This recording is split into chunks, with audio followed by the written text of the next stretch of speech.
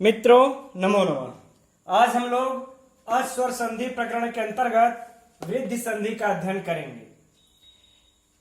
इसके पहले हम लोग यण संधि, अयादि संधि और गुण संधि का अध्ययन कर चुके हैं। अब यह वृद्धि संधि के अंतर्गत तो मित्रों यह वीडियो आप लोग पूरा देखिएगा, क्योंकि इसमें हम ये बताएंगे कि वृद्धि संधि के अपवाद सूत्र कौन कौन है, कैसे कैसे होते हैं और महत्वपूर्ण परीक्षा में कैसे इसमें से प्रश्न आते हैं। तो आइए हम लोग अब आज का पाठ यह शुरू करते हैं अध्ययन। इसमें सबसे पहले जो है वृद्धिरादैच, वृद्धिरादैच यह संज्ञा सूत्र है। यह संज्ञा सूत्र है। यह वृद्धिरादैच क्या कहता है, तो हम लोग पहले इसका संधि विच्छेद करके अर्थ निकालेंगे। वृद्धि, वृद्धि। अब क्या बचा, आत और एच, आत एच, यह बच गया। अब इसमें हम लोग विभक्तियों को देखेंगे। इसमें भी पहला प्रथमा विभक्ति एक वचन, प्रथमा विभक्ति एक वचन, प्रथमा विभक्ति एक वचन, तीनों में है। अब हम लोग इसका अर्थ निकालेंगे कि वृद्धि कहते हैं, किसको कहते हैं, तो आत को और एच को वृद्धि कहते हैं। आत और एच को वृद्धि कहते हैं। अब देखिएगा, अब आ जो है यह अणुदित सवर्ण से चा प्रत्यय सूत्र द्वारा यह उसी के अण प्रत्याहार के अंतर्गत आता है, इसलिए यह पूरे सवर्णियों का ग्राहक होगा। लेकिन त लग जाने से तपरस्त कालस्य सूत्र, यही हम लोग पिछले वीडियो में अध्ययन किए कि त जिससे पहले हो और त के पहले जो वर्ण हो या त के जो बाद में जो वर्ण हो वह सिर्फ अपने स्थानीय सवर्णियों का ही ग्राहक होता है, पूरे का ग्राहक नहीं होता है। इसलिए तपर लग जाने के कारण आत से हम सिर्फ आ को लेंगे, अ आदि को हम लोग नहीं लेंगे। चूंकि यह आत अ जो है अविधीयमान है और अविधीयमान होने पर अण प्रत्याहार के अंतर्गत जो भी वर्ण आते हैं अणुदित सवर्ण से चाप प्रत्यय से वो पूरे सवर्णियों के ग्राहक हो जाते हैं। लेकिन अणुदित सवर्ण से चाप प्रत्यय का निषेध कर देता है कौन, तपरस्त कालस्य। निषेध करके कहता है तपर जिसके पहले हो या तपर जिसके बाद में हो वह सिर्फ अपने सवर्णियों के ही ग्राहक होते हैं। इसलिए हम आ को ले लेंगे। अब त से परे एच है। एच प्रत्याहार में कौन कौन से वर्ण आते हैं, तो आई और औ, ये दोनों वर्ण आ गए। तो अब यह कहता है वृद्धि कि वृद्धि होती है, वृद्धि संज्ञक होते हैं कौन, आ आई औ। आत से आ ले लेंगे, एच प्रत्याहार के अंतर्गत आई और औ आते हैं। इन तीनों वृद्धि संज्ञक होते हैं, इसमें जरा भी संशय नहीं है। यह परीक्षा में इससे घुमा फिरा के प्रश्न कोई भी एग्जाम हो जरूर पूछता है। अब इसके लिए हम लोग अब आगे बढ़ते हैं।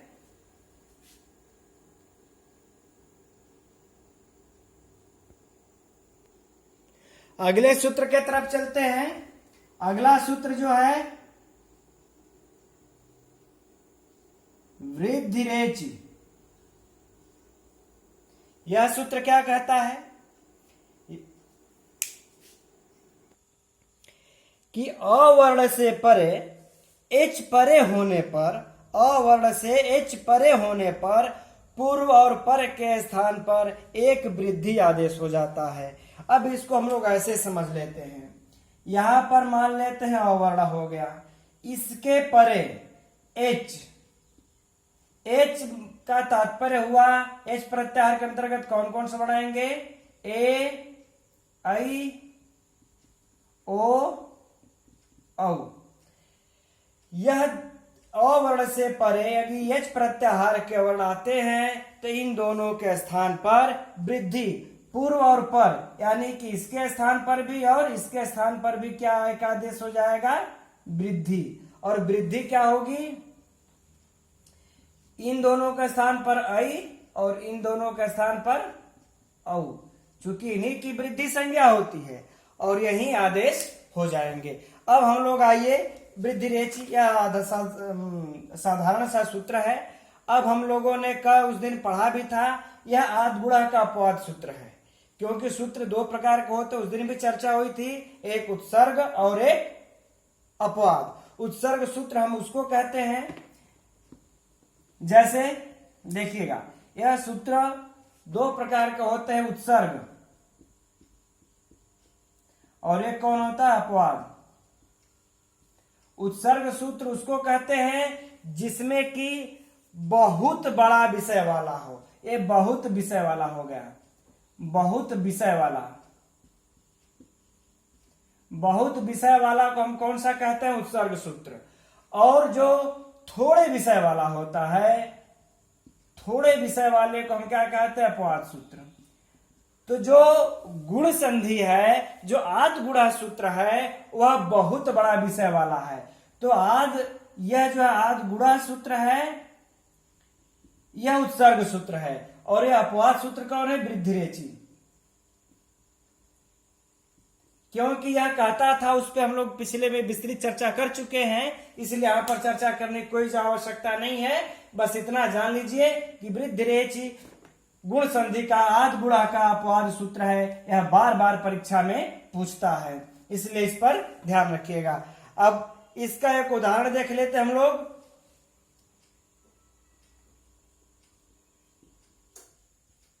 कृष्ण धन एकत्वम, कृष्ण धन एकत्वम। यहां पर देखिए आपको क्या प्राप्त हो रहा है, यहां पर अ, इसके बाद क्या है, ए। वृद्धिरेचि यही कहता है अ के पर एच प्रत्याहार का कोई वर्ण हो, तो एच प्रत्याहार के वर्ण में हम लोगों को ए प्राप्त हो गया। अब इन दोनों के स्थान पर एक वृद्धि आदेश हो जाएगा, क्या, ऐ। ऐ वृद्धि आदेश हो जाएगा। तो इस कृष्ण में से जो अ निकल गया था, तो यहां पर हम हलंत लगा देंगे। अब इन दोनों का स्थान पर जब ऐ हो जाएगा, तो हम लोग ऐसे लिखेंगे, कृष्ण धन ऐ धन कत्वम, क्योंकि ये तो ए और अ के स्थान पर दोनों पर ऐ हो गया था कृष्ण। अब इसको हम लोग जोड़ देंगे, कृष्ण कत्वम, यह बन जाएगा रूप। इसी प्रकार से, इसमें तो कुछ विशेष ज्यादा है नहीं, इसी प्रकार से गंगौघ, इसी प्रकार से क्या हो जाएगा, गंगौघ।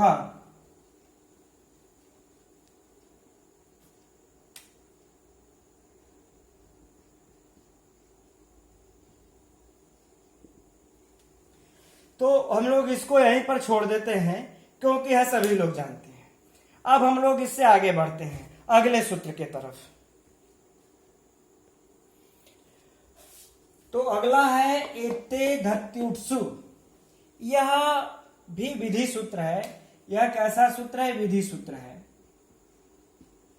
लेकिन यह अपवाद सूत्र है। यह वृद्धि संधि के, यह वृद्धि संधि ही करता है, यह वृद्धि ही करता है, लेकिन यह अपवाद सूत्र है। आइए पहले हम लोग इसका परिभाषा देख लेते हैं। हम लोग पहले इसका विच्छेद कर देते हैं। जब इसका हम लोग विच्छेद करेंगे तो मिलेगा एति, एति, फिर आगे क्या मिलेगा, एधति, एति एधति उत्सु।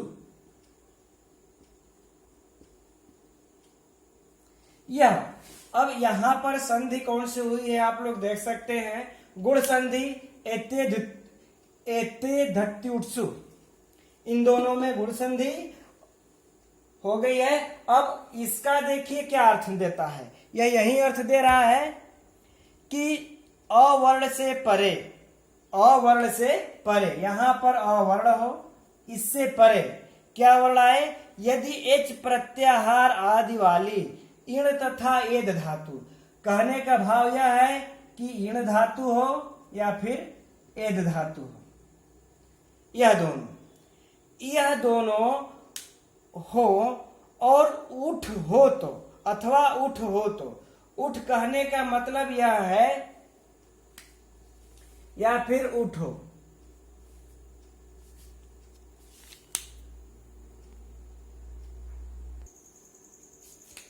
इसको हम लोग छोड़ देंगे उठ को, बस हम इन दोनों धातुओं के लिए लेंगे जो ईण और एद धातु हैं। इन दोनों धातुओं के एच प्रत्याहार आदि वाली, एच प्रत्याहार यदि याद में हो, कैसा हो, यह दोनों धातुओं के रूप हो, लेकिन उस रूप के जो आदि में हो वह एच प्रत्याहार हो। उन रूपों के जैसे कि ईण का जो हम रूप चलाते हैं तो क्या चलाते हैं, एति, इतः, यंति, यह रूप चला देते हैं। एसी, एसी, इथः, इत, इस प्रकार से हम रूप चलाते हैं इसका। तो कहने का तात्पर्य यह है कि ईण गतो वाली जो धातु है इसका जो रूप होगा, इसमें जो उसके रूप के प्रारंभ में एच हो, उसके रूप के प्रारंभ में क्या हो, एच हो। तो अब देखिए एच में, एच प्रत्याहार में ए आई ओ आएंगे। अब इसमें देखिए इथा, यंत, ये सब तो आएंगे नहीं, अर्थात हम एथी को ले सकते हैं या फिर एसी को ले सकते हैं। तो इस प्रकार से सिर्फ ईण धातु हो लेकिन उसके प्रारंभ में एच हो, ऐसा जब कोई वर्ण आएगा और उसके पहले अ होगा तो इन दोनों के स्थान पर वृद्धि एकादेश हो जाएगा, वृद्धि एकादेश हो जाएगा। यही ये एतेदुत्सु सूत्र कह रहा है।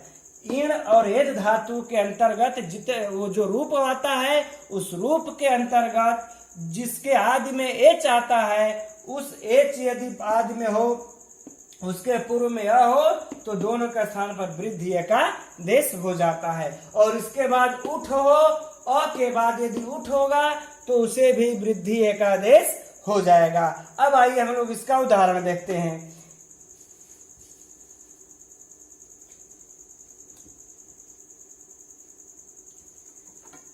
अब इसके उदाहरण में देखिए, यह है उपधन एति,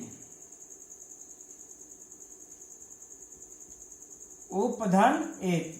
यहां पर देखिए अ है, यहां पर ए है, अ और ए। अब यहां पर ए आ गया, एति ईण धातु है, इसके शुरू में एच प्रत्याहार का वर्ण ए है।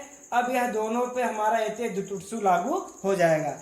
लेकिन इसको लागू करने से पहले हमें यह देखना है कि यहाँ पर संधि कौन से हमें प्राप्त हो रही है। तो हम यहाँ पर संधि अगर हम देखेंगे तो हमें अ के बाद ए आता है, तो कौन सा सूत्र लगता है, वृद्धिरेचि। कौन सा सूत्र लगता है, तो अब देखिए, अब यहाँ पर वृद्धि तो हो रही है, लेकिन इसके पहले अब यह सूत्र वृद्धि कर रहा है अ के बाद ए। यह तो ऐसे भी वृद्धि प्राप्त थी, अब सोचने वाली बात है कि नहीं है। अ के बाद ए आता है या ऐ आता है तो दोनों वृद्धि ही होती है। तो वृद्धि रेचि से तो यहाँ पर वृद्धि हो करके उपैति तो बन ही रहा था, वृद्धि हो जाएगा एक आई उपैति, यह तो वृद्धि रेचि से बन ही रहा था। फिर इनको एतेदुत्सु सूत्र के द्वारा पुनः वृद्धि करने की क्या जरूरत पड़ी, तो कह रहे हैं इसलिए जरूरत पड़ी क्योंकि एक सूत्र है एंगि पर रूपम। एंगि पर रूपम, इस सूत्र से यह सूत्र हमारा क्या कहता है, एंगि पर रूपम यह कहता है कि अवर्णांत उपसर्ग से एंग धातु परे हो तो पूर्व और पर के स्थान पर पररूप एकादेश हो जाता है। अर्थात यह पररूप। अब उपधनेति, यहाँ पर इस वृद्धिरेचि का, अब यहाँ पर पहले एक बात आप लोग समझ लीजिए, वृद्धिरेचि का अपवाद कौन सूत्र है, पररूप, यानी कि एंगि पर रूपम। इस तरह से समझेंगे तब समझ में अच्छे से आएगा, एंगि पर रूपम यह। अब इसका अपवाद कौन सा है, एतेदुत्सु।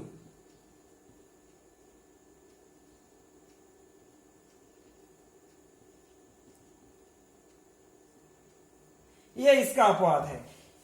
फिर से देखिएगा, वृद्धिरेचि का अपवाद एंगि पर रूपम, एंगि पर रूपम का अपवाद एतेदुत्सु। तो यहाँ पर जब वृद्धि हमें प्राप्त हो रही थी अ और ए के जगह पर उपैति बन सकता था, तो एंगि पर रूपम आकर के उसका निषेध कर देता है। यह कहता है कि यदि अ के बाद यदि कोई एंग अ के बाद कोई एंग धातु परे हो तो दोनों के स्थान पर क्या हो जाता है, पररूप।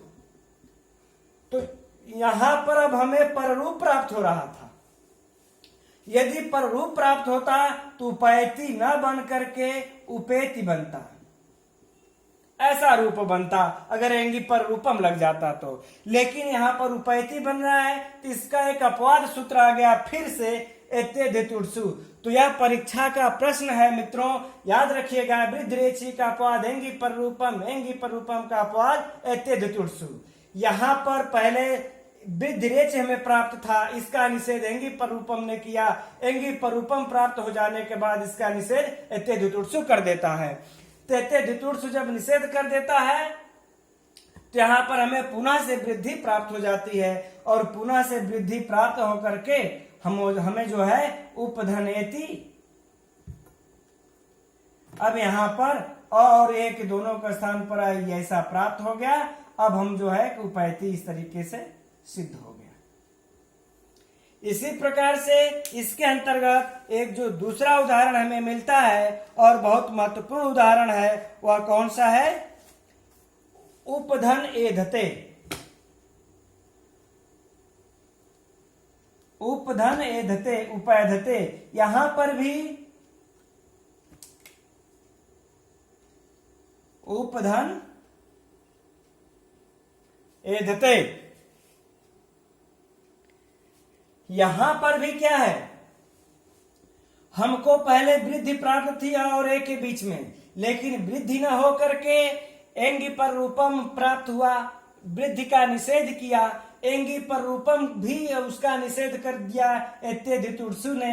यहाँ पर जो है कि अ है, प के अंतर्गत जो अ है, यहाँ पर जो ए है, इन दोनों के स्थान पर हमें वृद्धि का आदेश प्राप्त हो गया आई। अब इसके बाद हम सिद्ध कर देंगे तो उपैधते, यह रूप हमारा सिद्ध हो गया। तो अब आगे इसका जो तीसरा उदाहरण है वह देख लेते हैं।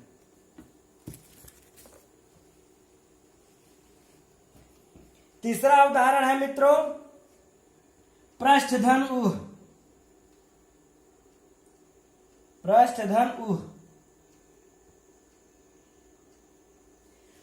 यहां पर सीधी सीधी ये कहना था इनको कि यदि अ के बाद यदि उह आ जाए, उष्ट उठ, यानी उन्होंने जो कहा है कि उठ, एते धितुर्सु, अर्थात अ के बाद हमें उठसु अगर प्राप्त हो जाए, उठ, तो यहाँ पर वृद्धि एकादेश हो जाएगा। तो यहाँ पर अ के बाद हमें प्राप्त हो गया है, इसलिए इसका सीधा सीधा वृद्धि हो जाएगा औ।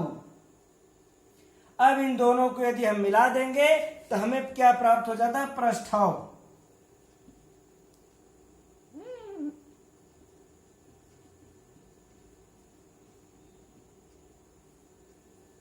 यह हमें प्राप्त हो जाता है।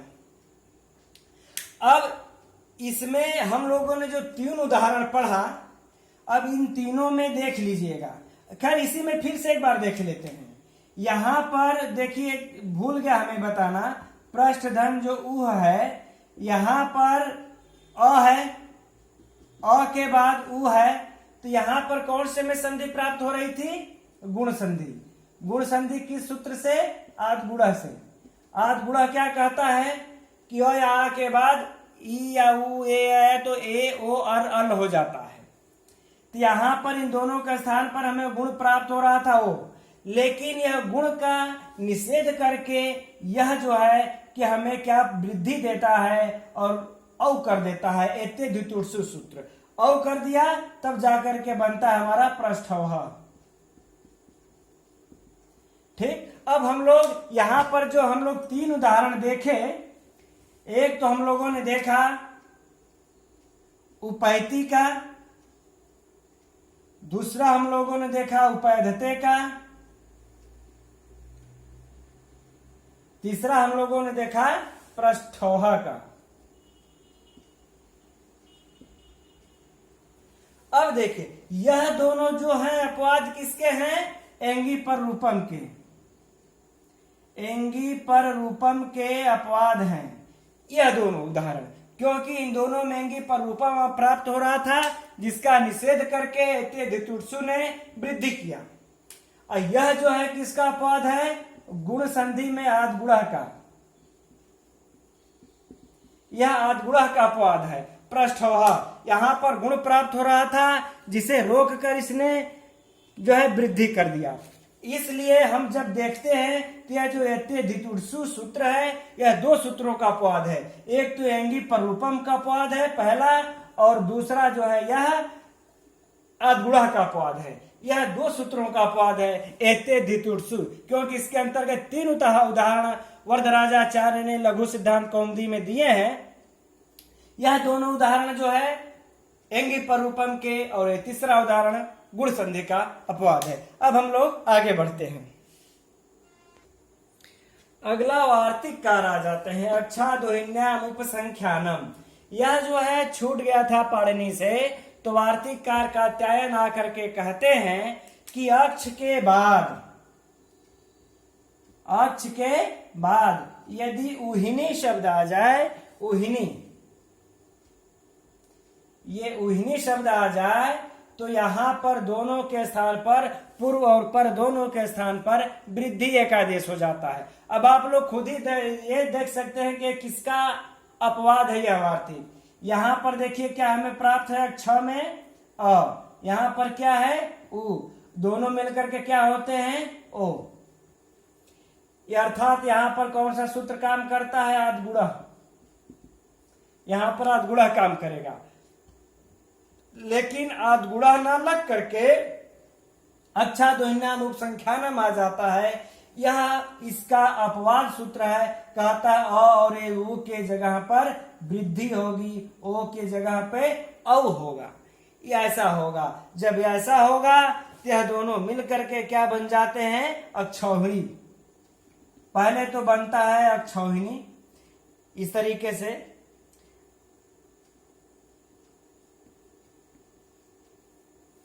फिर एक सूत्र आता है पूर्व पदार्थ संज्ञाया मगह। इस सूत्र से न को णकार हो करके क्या बन जाता है? अक्षौहिणी, यह बन जाता है। तो इसमें अब ज्यादा कुछ जानने की आवश्यकता नहीं है। अब हम लोग आगे सूत्र के तरफ बढ़ते हैं। प्राद उहो ढो ढय ऐसे शिव। ठीक, अब इसका हम लोग पहले विच्छेद कर लेते हैं अलग अलग, फिर हम लोग इसका अर्थ निकालेंगे। प्राद अर्थात प्रात, उह, देखते रहिएगा, उह, फिर क्या है ऊढ़, फिर क्या है ऊढ़ी, ऊढ़ी, फिर क्या है ऐश, फिर क्या है ऐश, ऐश, ऐश और फिर ऐश। शब्द परे होने पर इतने शब्द। अब यहां पर देखिए हम लोग अर्थ कैसे निकालेंगे। यहां पर प्रात से ले लेंगे प्र, क्या ले लेंगे? प्र, धन, बाकी ये सब शब्द परे होने पर, इतने शब्द परे होने पर पूर्व और पर दोनों के स्थान पर वृद्धि एकादेश हो। क्या आदेश हो? वृद्धि एकादेश हो। अर्थात याद रखिए प्रात का मतलब प्र पहले होने पर, प्र के पहले होने पर ऊह, ऊढ़, ऊढ़ी, एश, एश्य, ये चारों पांचों शब्द आ जाए तो इस प्र के स्थान पर और बाकी ऊ इन सबों के स्थान पर एक वृद्धि एकादेश हो जाए। अब देखिए कि यह भी सूत्र वृद्धि कर रहा है, लेकिन किसका किसका अपवाद? यह जो सूत्र का वार्तिक है यह भी वार्तिक है, जिसे कि कात्यायन ने लिखा है, वार्तिककार ने लिखा है। अब देखिए यहाँ पर यह किसका किसका अपवाद निकलता है। आइए हम लोग अब उदाहरण से देखेंगे कि यह किसका किसका अपवाद निकल रहा है। अब पहले से पहले देख लेते हैं प्रधन ऊह का, प्रधन ऊह का। अब यहां पर देखिए पहले क्या है? प्र, प्र के बाद हमें क्या मिलता है? उ, प्रधन उ। अब यहां पर दोनों पर क्या हमें प्राप्त था, प्र अ के बाद उ आता है। यहां पर यदि हम लोग देख लिया जाए प्र है तो प्र में से यहां से नहीं बल्कि हम लोग यहां पर देखते हैं, आसानी रहेगी। प्र में से अ निकाल दिए, यहां पर उ निकाल दिए, ठीक। उ अब अ के बाद उ आता है तो क्या हो जाता है ओ। कौन सा यहां पर हमें सूत्र प्राप्त था, आद गुणा। अब आद गुणा से गुण न हो करके हमें किससे, प्राद उहो से क्या हमें हो गया, वृद्धि हो गई। हमें जब इससे वृद्धि प्राप्त हो गई तो अ के बाद जो आया क्या हो गया, औ। तो जब हम इसको अब जोड़ देंगे प्रधन उ बराबर क्या हो जाएगा, प्रव। क्या हो जाएगा, प्रव। प्रवह अर्थात उत्तम तर्क या उत्तम तर्क करने वाला। इसका अर्थ क्या होगा, उत्तम तर्क या फिर होगा उत्तम तर्क करने वाला। तो यहां पर देखिए गुण प्राप्त था लेकिन हमें यहां पर वृद्धि हुई। अब उसी प्रकार से हम अगला देखेंगे, प्रधन उड। प्रधन उड, यहां पर भी देखिए हमें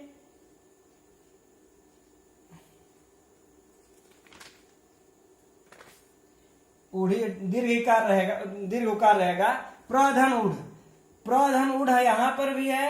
अब देखिए इसमें से अ ले लेंगे, उ ले लेंगे, यहां पर भी ओ होता, अ उ मिलकर के आद गुणा से, लेकिन प्राद प्राद ओ ढोढे से शिव से वृद्धि प्राप्त हो गई। अब इसका वृद्धि हो गई तो उ मिलके अ, अब दोनों का क्या हो जाएगा, प्रौढ़।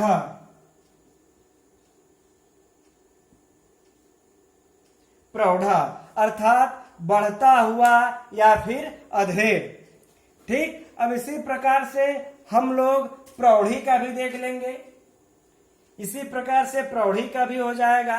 अब बारी आ गई एस का, तो वही है, बार बार क्या उसको रिपीट किया जाए। अब हम लोग बढ़ते हैं एस के तरफ, एस के तरफ बढ़ते हैं।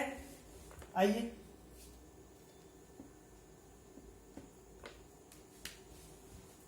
प्रधनेश।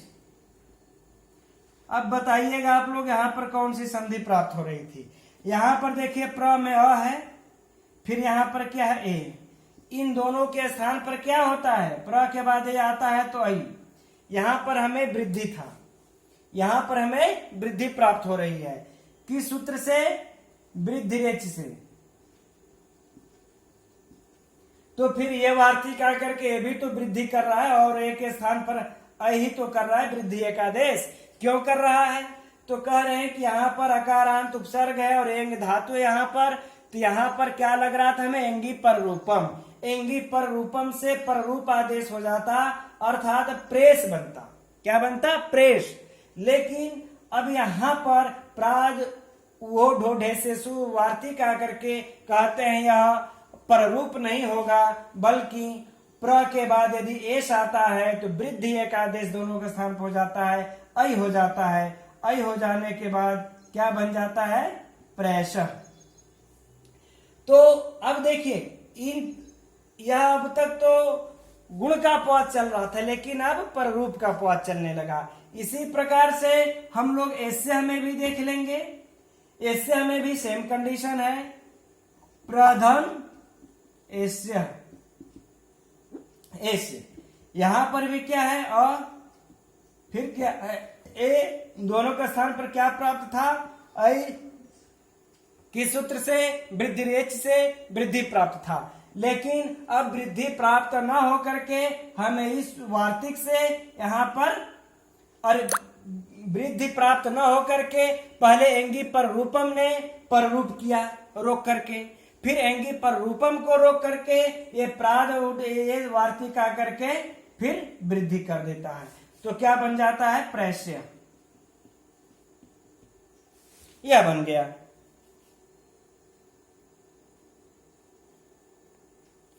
इस प्रकार से हम देखते हैं कि इस उदाहरण में ये जो 5, इस वार्तिक में जो 5 उदाहरण आए हैं, इसमें से यह जो 3 उदाहरण है यह आद गुणा के अपवाद हैं।